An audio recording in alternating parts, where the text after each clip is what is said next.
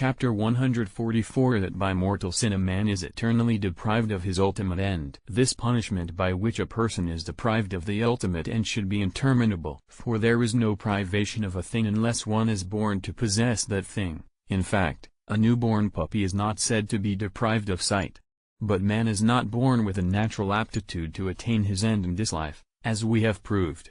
So, the privation of this kind of end must be a punishment after this life. But after this life there remains in man no capacity to acquire the ultimate end.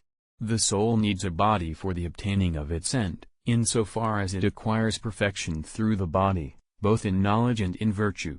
But the soul, after it has been separated from its body, will not again return to this state in which it receives perfection through the body, as the reincarnationists claimed.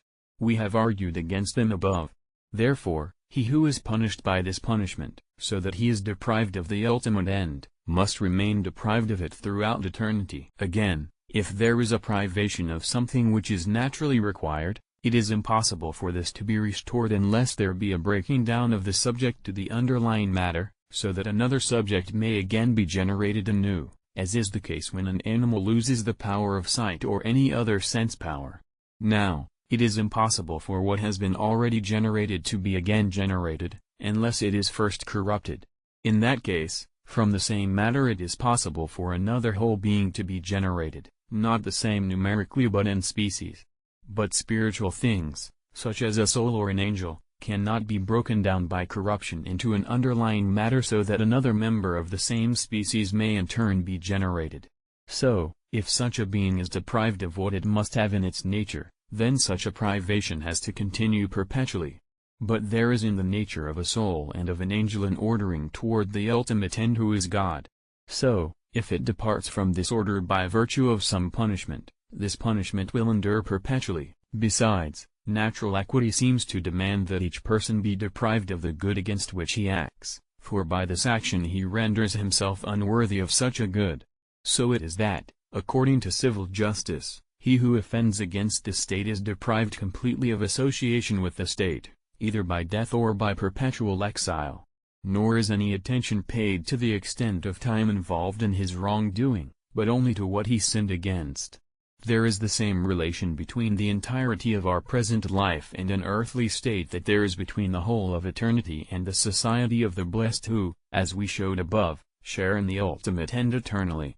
So, he who sins against the ultimate end and against charity, whereby the society of the blessed exists and also that of those on the way toward happiness, should be punished eternally, even though he sinned for but a short space of time. Moreover, before the divine seat of judgment the will is counted for the deed, since, just as man sees those things that are done outwardly, so does God see the heart of men.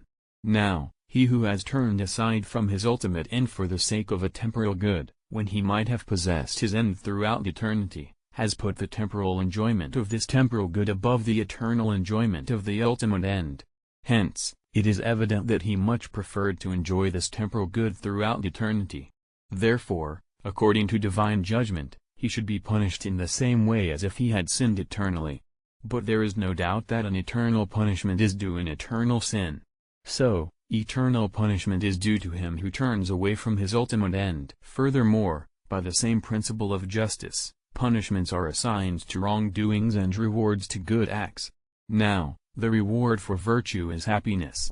And this is, of course, eternal, as we showed above. Therefore, the punishment whereby one is cut off from happiness should be eternal. Hence, it is said, in Matthew, "And these shall go into everlasting punishment, but the just, into life everlasting." Now, by this conclusion we set aside the error of those who say that the punishments of the wicked are to be ended at some time. In fact, this view seems to have originated from the theory of certain philosophers who said that all punishments are for purposes of purification and so are to terminate at some time. This view seemed persuasive on the basis of human custom. Indeed, the punishments under human law are applied for the remedy of vices, and so they are like medicines. On the basis of reason, also, if a punishment were assigned by a punishing agent, not for the sake of something else, but for its own sake alone, it would follow that the agent takes pleasure in punishments for their own sake, which is not in keeping with divine goodness. So, punishments must be inflicted for the sake of something else. And there seems to be no other more suitable end than the correction of vices.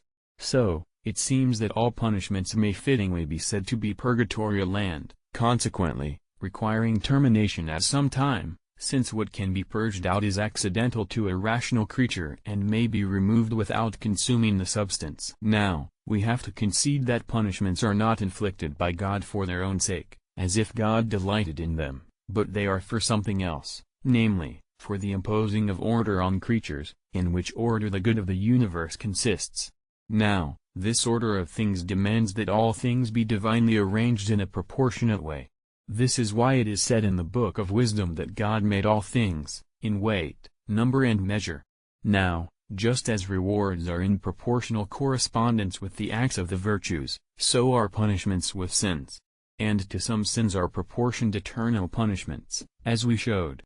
So, God inflicts eternal punishments for certain sins so that due order may be observed in things, which order manifests his wisdom. However, if one concede that all punishments are applied for the correction of behavior and not for anything else, one is still not forced by this admission to assert that all punishments are purgatorial and terminable. For even according to human laws some people are punished with death, not, of course, for their own improvement, but for that of others. Hence, it is said in Proverbs, "The wicked man being scourged, the fool shall be wiser." Then, too, some people, in accord with human laws, are perpetually exiled from their country, so that, with them removed, the state may be purer. Hence, it is said in Proverbs, "Cast out the scoffer, and contention shall go with him, and quarrels and reproaches shall cease."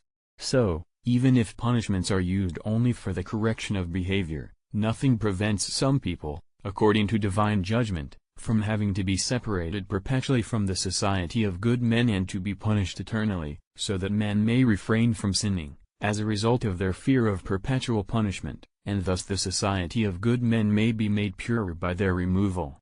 As it is said in the Apocalypse, "There shall not enter it," that is, into the heavenly Jerusalem, by which the society of good men is designated, anything defiled or that works abomination or falsehood,